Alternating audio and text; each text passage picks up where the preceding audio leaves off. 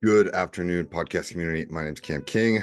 This is Three Questions Podcast, episode number 70. So I'm going to read these three questions. These questions were submitted from a friend of mine, Mackenzie, and she submitted these three questions. What's on the top of your bucket list? What does your perfect day look like? And what is your biggest fear? Why do I feel like I've already answered these? I don't know. Maybe if you're just listening to this and you already heard this podcast, this might be reviews for you. I feel like I already have these three answers. I'm just looking at these for the first time. So, as you know, Three Questions Podcast, I answer three questions. Normally, I'll have a guest on when I can. My schedule is crazy right now, but I'll have a guest on. He will answer three questions. He or she will answer three questions, 5 minutes each. That's all I do with a timer. And then essentially, these are tidbits of knowledge for you.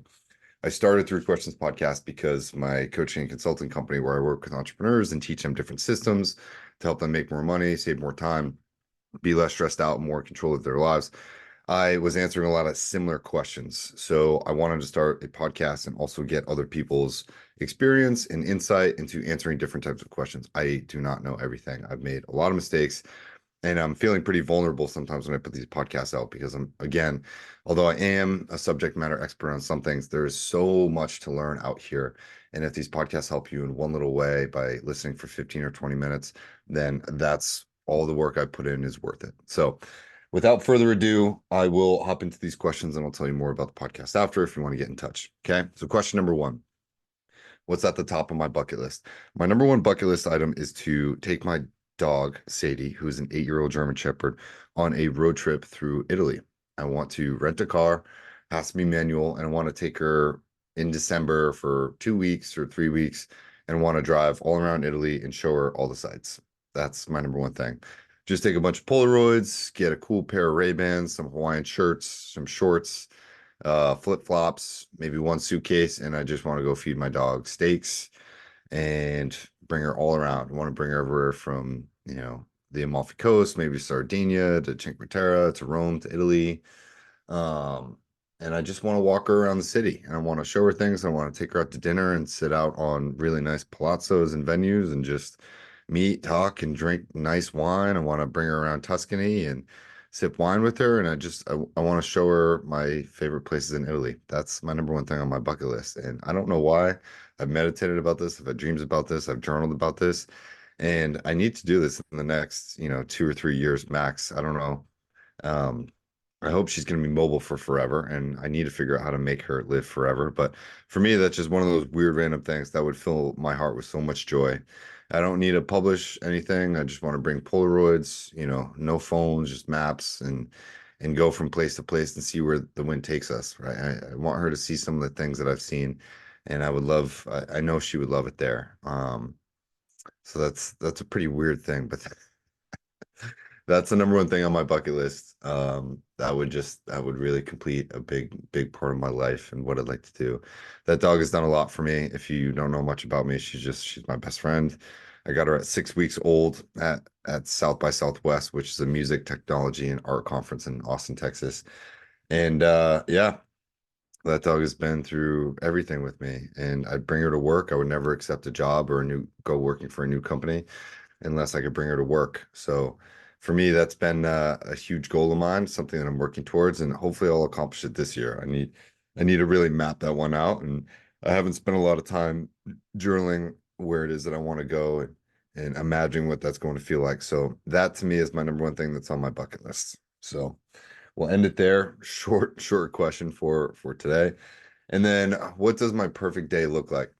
It's really, really funny. I will tell you another pretty vulnerable story, but when I was in my first long-term relationship, one that lasted 7 years, I remember it was right before we moved to Colorado, so about a year before we broke up, and we were at her house in Rhode Island, or her parents' house.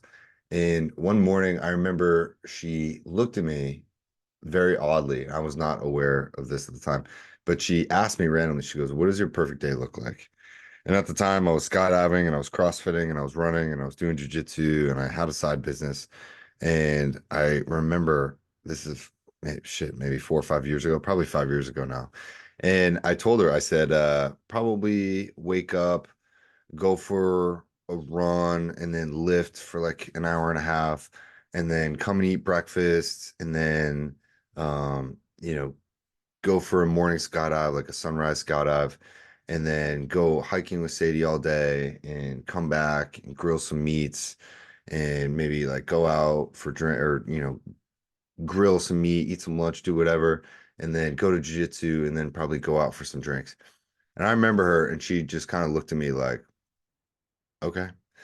And we ended up talking about it later and she goes, no part of that included me, right? And that was a big turning point. That was a big lesson for me, something I'll never, ever, ever forget.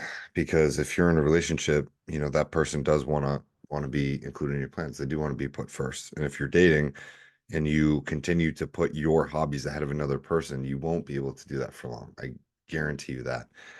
But now I think for me, my perfect day, my perfect morning starts with a long period of silence. I really, really, really enjoy sitting with my thoughts for about 20 to 45 minutes, whether it's visualizing or meditating or sitting in silence. I love, love, love starting my morning out with that because I'm able to analyze all the demons, all the mistakes, all the traumas, all the little voices that tell me I'm not good enough or I'll never make it or all these little things. I deal with all of those things first thing in the morning so that they don't affect me throughout the day. And then I'm able to sort of construct a narrative about how it is that I want to go throughout my day. Like part of that meditation is me, cool, deal with all the imposter syndrome stuff, and then start constructing the narrative, right? Do a body battery check. How am I feeling? What am I feeling? Where am I feeling? Why am I feeling that in this place? And then saying, you know what, I actually have a lot of energy. I'm feeling pretty good. Here are the things that I want to do. And I'm able to sort of construct a narrative about how I want to exist in that day before that day even really takes off. So for me, it's generally sitting at a point of, I'll say silence or predictive programming for myself, and then probably going for a jog. I prefer cooler weather. I love 40s, 50s, 60s weather. And what I'll do is I love going for a morning run, whether it's a long one or not, and then just eating a big breakfast with no time and having a nice time to like enjoy a cup of coffee without anywhere to be, probably until like, I don't know, 8:30, maybe 9:15. That to me is like if that's peace and I can scroll and I can do whatever, or I can journal, or I can do breath work, or I can do a cold tub thing. I mix up my morning routine often because there's so many different things you can do that once you get in touch with your intuition, your awareness, you can kind of decide what it is that you need the most that day. So keeping that the time period to do those things for me is really important. I love also getting out into nature if I'm able to either lift first thing in the morning, especially after that morning period. I love going for a morning workout, and then I also love getting into nature. And whether it's going for a hike and driving an hour or two or three out to there, or going to the beach on kind of a cooler weather day, just getting into nature and being outside of that, away from my phone, is super, super important during the day.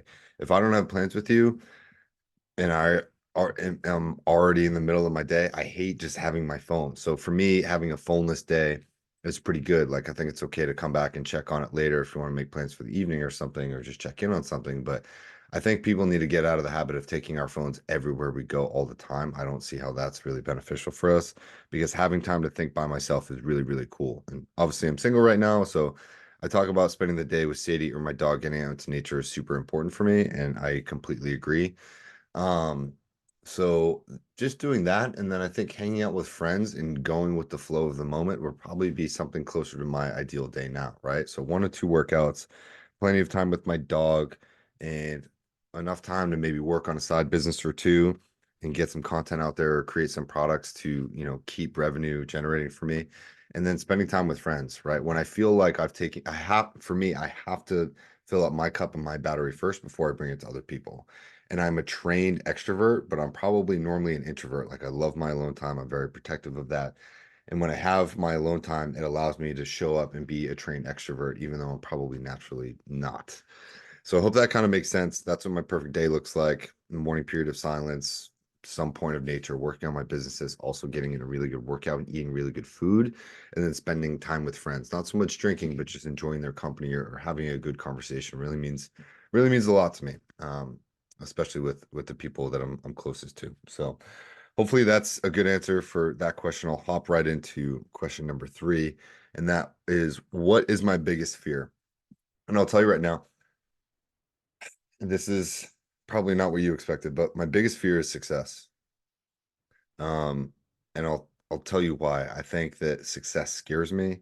I think that if I had more money than I could spend sometimes, that would probably terrify me. That would probably scare me. I almost feel like I wouldn't trust myself, or I'd make the wrong purchases, or my fear of success leads into I've had a bad habit of self-sabotage, and I probably should have addressed that in my 20s, and now here I am in my 30s, and it's still something that rears its ugly head sometimes, because self-sabotage comes from being an imposter syndrome, having imposter syndrome, or believing a false narrative that others don't believe or equate to yourself. And I have friends say this all the time. They're like, Cam, you're a strapping young lad, right? You're 6'5", you're super fit, you got all these cool businesses, you work so hard, and you're a good looking guy. Like, there's no way you have imposter syndrome, or there's no way that you actually have these anxieties. And when I do have these conversations and open up to my friends, they're really kind of they're really kind of shocked. And I'm like, hey man, I'm a normal person, right? I have depression and anxiety just like everyone has from time to time. And I do the things that fill my cup up, and I acquire so much knowledge, or I seek so much knowledge out, because these are things that I want to tackle and I want to alleviate, and I don't want others to suffer from. And so when I look at these things, or I'm able to obtain systems or develop systems or identify systems from books or podcasts or knowledge or content that I view on Instagram and TikTok, I'm able to say, okay, this is building a bigger mosaic for me. And I'm able to understand not only more of myself, but understand how the world works and also other people within it. So for me, unfortunately, I still deal with this fear of success, right? What if this podcast blows up? Or what if, enough too many people follow me on TikTok, or 100,000 people view this YouTube video? Like, I would be mortified, right? And I think that it would right now make me very nervous if all of my businesses started being really successful, and I started getting thousands of dollars each day, each week from all of my things. I think that would give me like heart palpitations. I'd be like, oh my God, what do I do now? Like, what did I do right? Like, what's the thing? What do I do with this? And until I'm able to alleviate that, or figure that out, or more deeply identify why that is, I don't think that's going to become a reality, right? So I'm almost in a way preventing my own success by having a fear of success. And that's something that I'm probably trying to deep down analyze. I will analyze that this year. And that's something that I want to turn around, because I do want to open the floodgates for financial success while also empowering other people. I don't think that anyone should fear their own success, nor do I feel that they should overly seek it. But my process of creating, and all the businesses and all the content that I'm doing, from CK Collective to this podcast to my e-commerce stuff, I enjoy the practice of that. I enjoy the opportunities and the design aspects and the learning and the integrations of Shopify and this, that, the other thing, all the back end podcasting stuff. I enjoy that process. And I know at some point that it will be successful, as long as I continue to do these things and enjoy the process. If I started this podcast and I was like, damn, I've only gotten to 70 episodes and I don't even have 1,000 listens, and uh whatever, people are blowing up all over the place, I'm never going to be successful. That's fine. I know people have told me from the podcast that they've learned something and it's changed their lives. And that to me makes it all worth it, because I do enjoy the process of creating. It's helping me learn, it's helping me grow, it's helping me become more accountable. When I do that for myself, it helps me be more accountable and helpful to my clients and my friends and other entrepreneurs, and being vulnerable and admitting my mistakes, but then also saying, hey, here's a system, here's a tactic, here's a tool, here's a book that really helped me get over this thing. And here's how you can avoid this pitfall, or this trap, or this, conundrum, or these doldrums that you can be in for a long time. So that's why I love the sort of life coaching and business coaching stuff, or accountability coaching, whatever you want to call it. And that's why I continue to create this content, is because I know at some point it's going to help someone somewhere, whether it's now, a month from now, or, 10 years from now. So that's all I got for that question. Hopefully that answers your questions, Mackenzie. Good questions. Thanks for listening to the podcast and submitting that. If you want to get in touch or be a guest, I would love to have more females on the podcast so I can ask them more female-oriented questions. You can reach me at threequestionspodcast@gmail.com. You can find this on Spotify, on YouTube. It should be on Apple Podcasts by now. I got to double check that, actually. But leave a comment, subscribe, like, do all of those things. Send this podcast to a friend. And yeah, I really appreciate you guys listening. Hopefully you're getting something from this. And we'll see you guys in the next one.